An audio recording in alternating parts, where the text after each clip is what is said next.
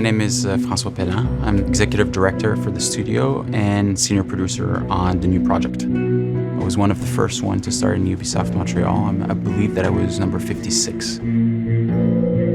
Since 97 to now, the company changed. We all matured. We all made a lot of mistakes, tried different things, had a lot of success on stuff, less on others, but we've all learned. That's been the beauty of Ubisoft in Quebec, in Montreal, is that company that gives you the chance to try stuff and to create. Because when you do something for the first time, you innovate.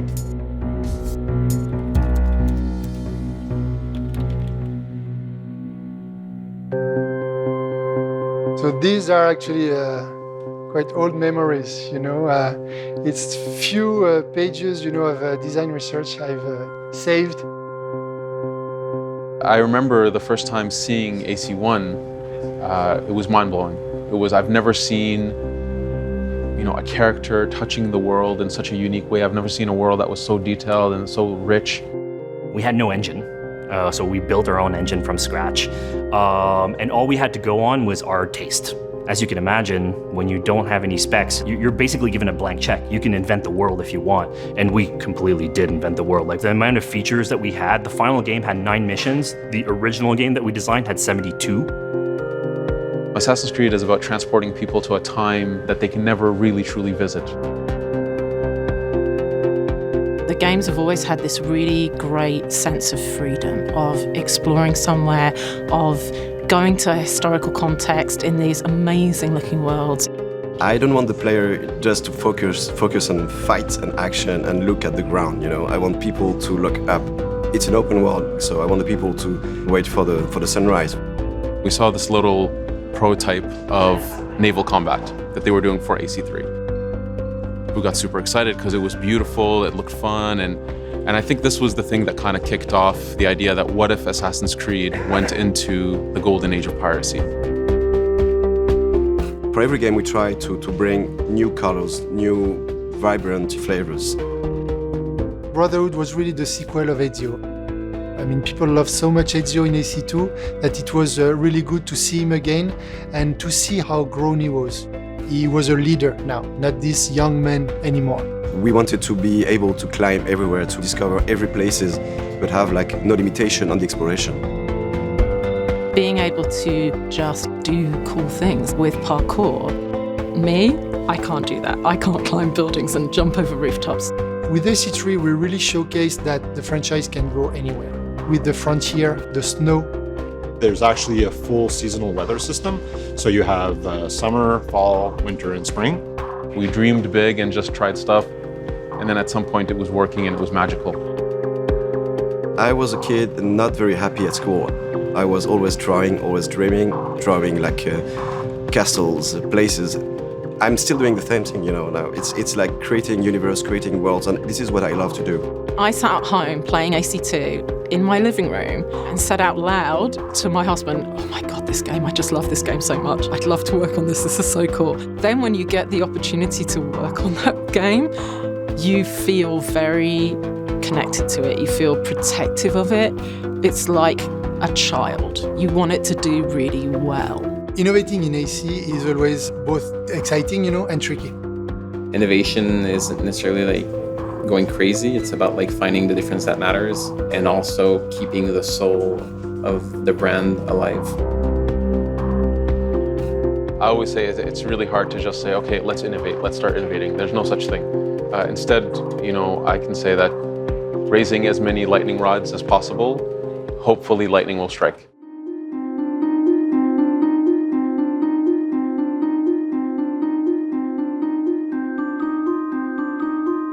Every year we take risks.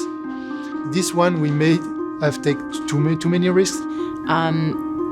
There were a lot of ambitious elements. It was the biggest city we'd ever built. It was a really complex city, and if you look at it, it looks beautiful. Everything was fresh, everything was new.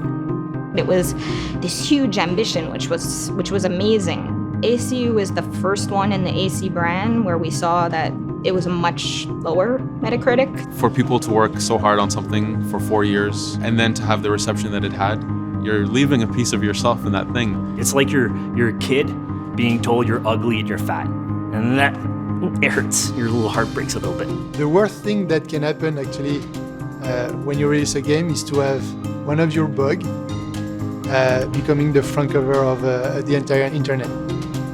Nobody's happy when 4 years of hard work are just image, with the bug. Some people took it personally, some people took it upon themselves that, they made mistakes. At the same time, I do feel for the fans who felt somehow that it didn't meet their expectations. That's disappointing as well. And that's something we can never take for granted as a developer. But the main thing for me is you look at that critically. You do postmortems and you say, what can we improve? Ubisoft is very aware that as we push the games out, we constantly need to innovate and bring something new. I've got this great core of technology that's there, but how can we do even more with it? By listening to the comments, reading the forums, reading the reviews, we always base our next steps on that. So we really took a step back. We had to admit, the flaws. For sure, there's always challenges. But to me, when you have a challenge, you face it and you move forward. And then you pick yourself up and you move on to the next challenge that you have and you build on the things you did well and the things that people enjoyed and that they wanted more of. In the end, what is at the core of our work is really to think about the player. So this is these people we should never, ever forget. The players are our audience, but we are also players. We want the game to be the best possible player experience because we all play our games. Right here, right now, we're in the middle of production of a new Assassin's Creed game. There's hundreds of people working on the project, and we're working on making sure that we do an amazing game. We want to do something that doesn't exist. We don't know how we will make it. We worked hard, we fail, we retry, we test, etc. And in the end, we do something that we hope people will like. We're putting a lot of new features, new things that the player hasn't been able to do before in the game. I really like to have people to think in a few years' time, 5 years, 6 years. Do you remember that game that we did in 2015, which was great? From missions to features to cinematic to story, every second of this experience is going to be amazing.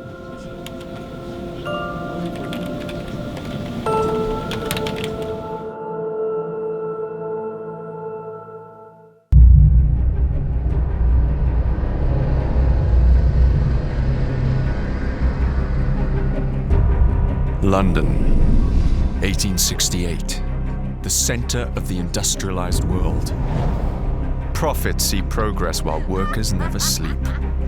Slavery not only comes through irons and chains, but through our very struggle to survive. Time for a change.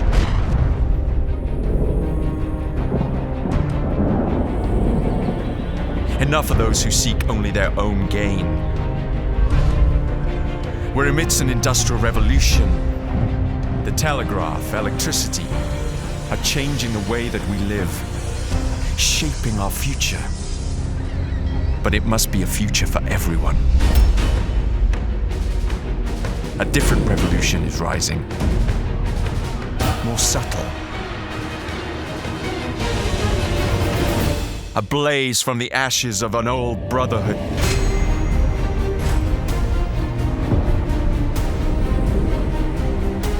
We shall rise. Street gangs will be our armies. The slums our fortress.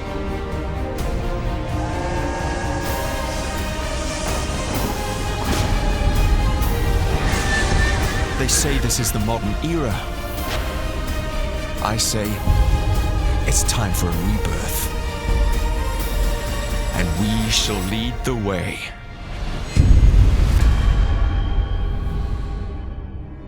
My name is Marc-Alexis Côté, and I'm a creative director at Ubisoft Quebec City. Assassin's Creed Syndicate takes place in London in 1868.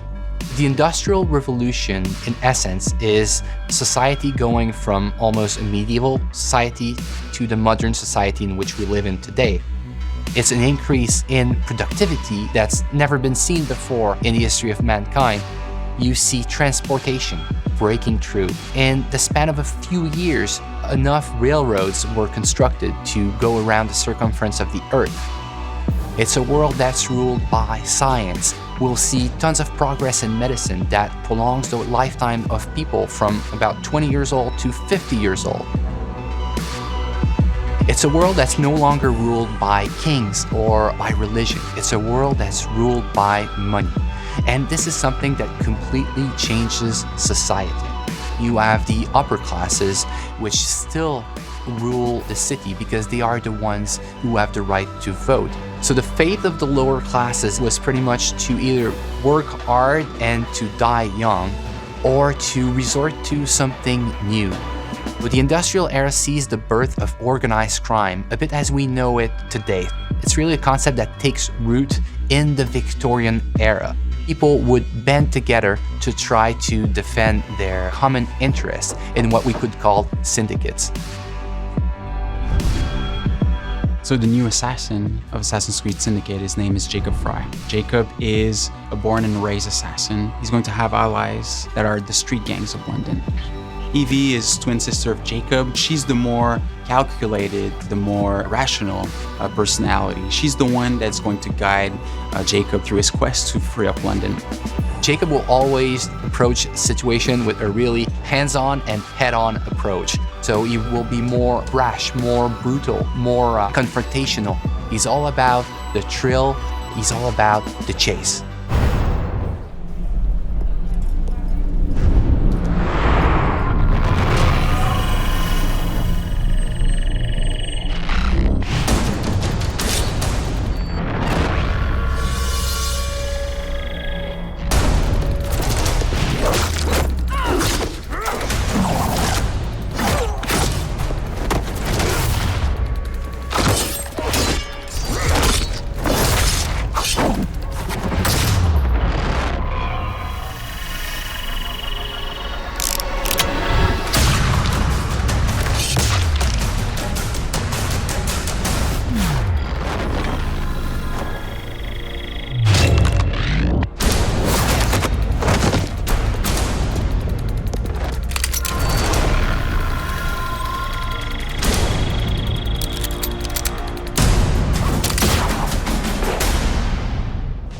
Assassin's Creed Syndicate will be the fastest-paced Assassin's Creed that we've ever built. The speed of combat in Assassin's Creed Syndicate has changed from the past. We are making combat much more closer range than ever in the past.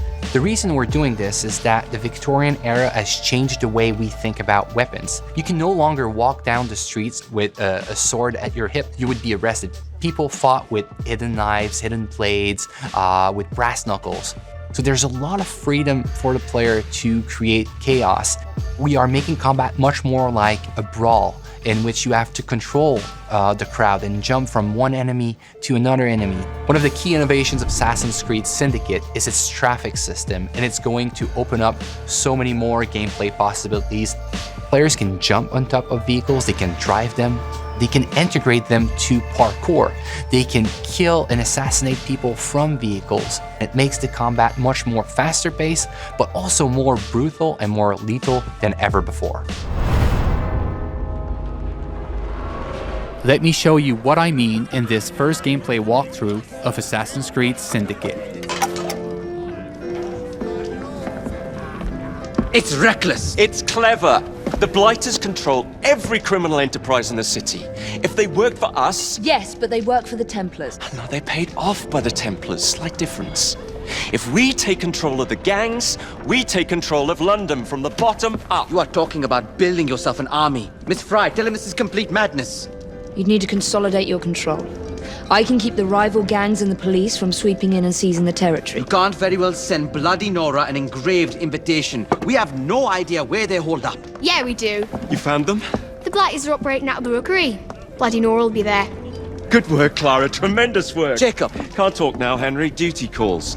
To your health. Apologies, Mr. Green.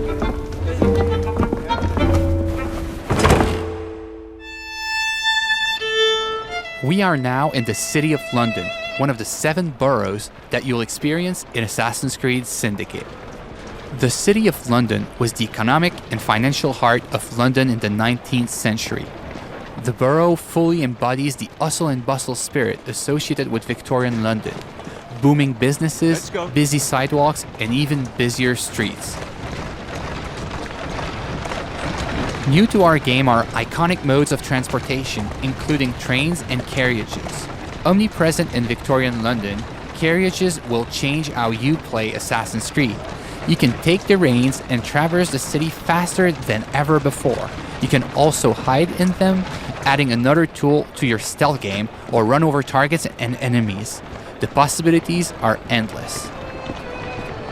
In this mission, Jacob wants to take over one of the Templars' control gangs in order to build an army against the Templars that run the city. To do so, he will need to conquer the borough by dislodging the enemy gang from their stronghold. Not unlike big cities today, rich and poor share the same environment. Even the richest neighborhood, like Westminster, had areas where the police would not dare set foot. These slums were where street gangs ruled. With the simple push of a button, we'll activate stealth mode as we are entering enemy-controlled territory. Also new to our game, the rope launcher will change the way you navigate throughout the city. With this new tool, you can climb the highest building in seconds or zip line from rooftop to rooftop.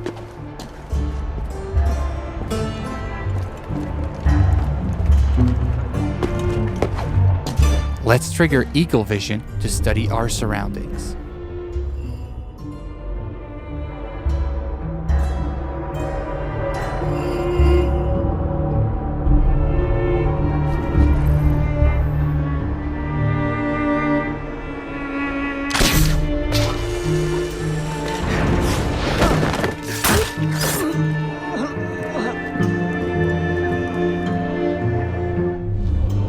We can see that one of our allies is in trouble. Let's give him a hand.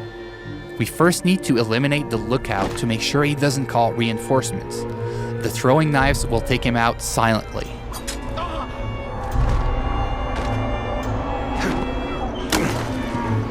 Well, that doesn't look entirely honest.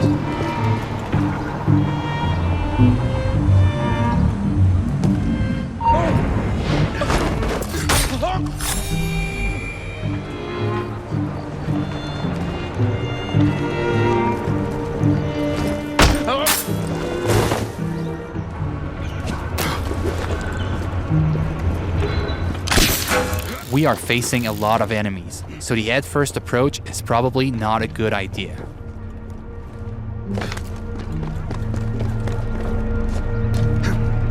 Also new to our game is the ability to use the environment to take out your enemies.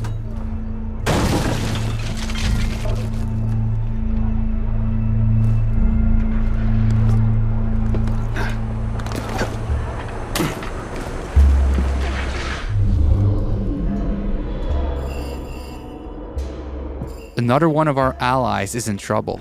Let's take care of this before it's too late for him.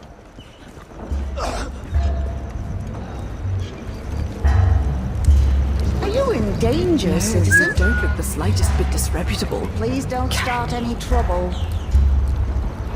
Here now,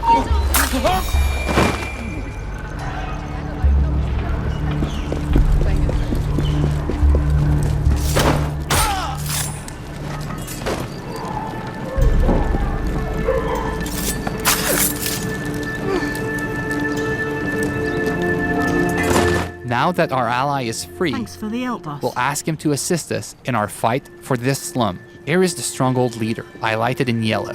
Let's try to take him out with stealth, as he is more dangerous than common thugs. We'll use the hallucinogenic darts to turn our enemies against one another.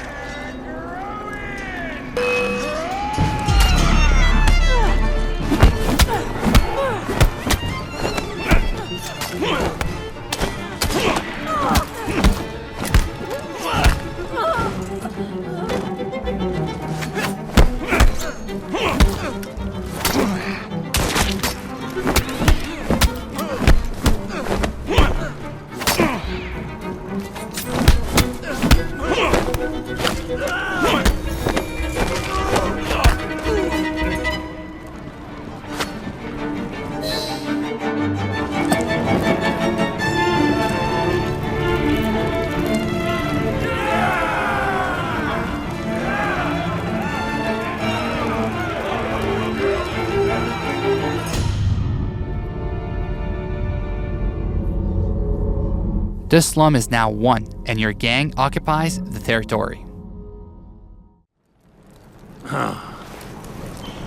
Well, well, the assassins have come crawling out of their holes, have they? Damn it, boys! Deal with this! We were caught in a trap orchestrated by Bloody Nora, one of the 7 Templar gang leaders. Her rule of the borough has been one of cruelty and suffering. We need to take her out once and for all. Let's go. Come on.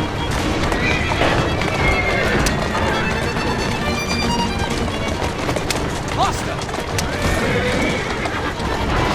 Go.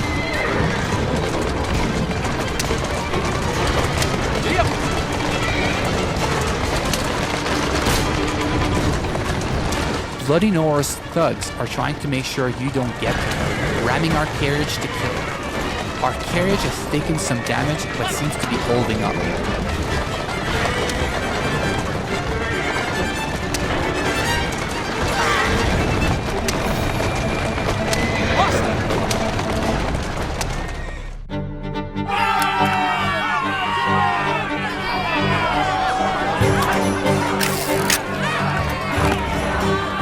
We made it to the gang war, an all-out confrontation between your gang and your rival for the ultimate control of the borough. Jacob feels right at home in these fights, thanks to our new fighting system, as it is faster and more responsive than ever before.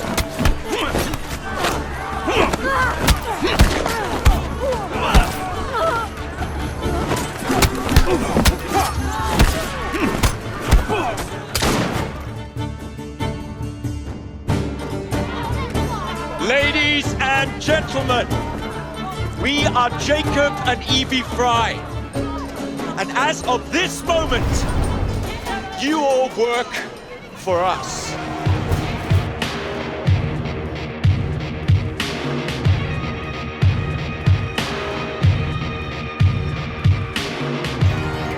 The team is really focused and working really hard for the last 2 years in making sure that we have an amazing and polished single-player experience.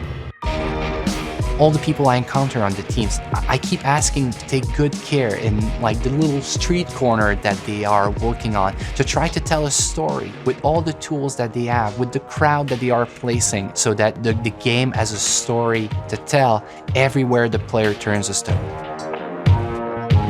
It's an intimate relationship between the player and the protagonist as he relives his life in a pivotal moment in history.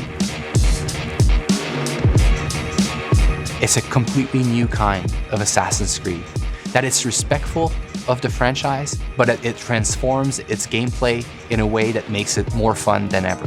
I want them to feel like it's the best Assassin's Creed that's ever been made.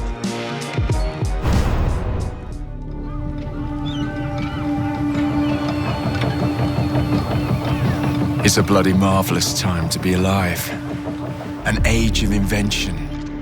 So many clever blokes dreaming up impossible machines, sorting away more gold than Queen Victoria herself. But none of those shillings ever makes it into the pockets of the poor devils whose blood is spilled building this glorious empire. The working class sleepwalks through life, unaware of the machine that drives them. Let's wake them up then, shall we?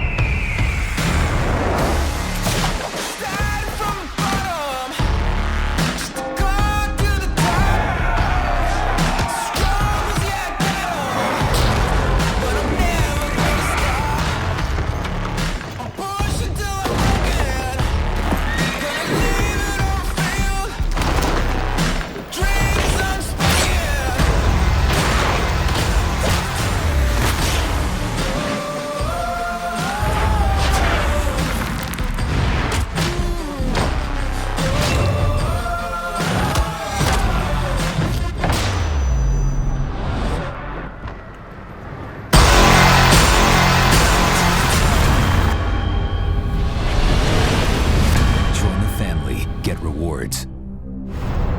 Reserve now for exclusive access to the Darwin and Dickens Conspiracy. Available October 23rd.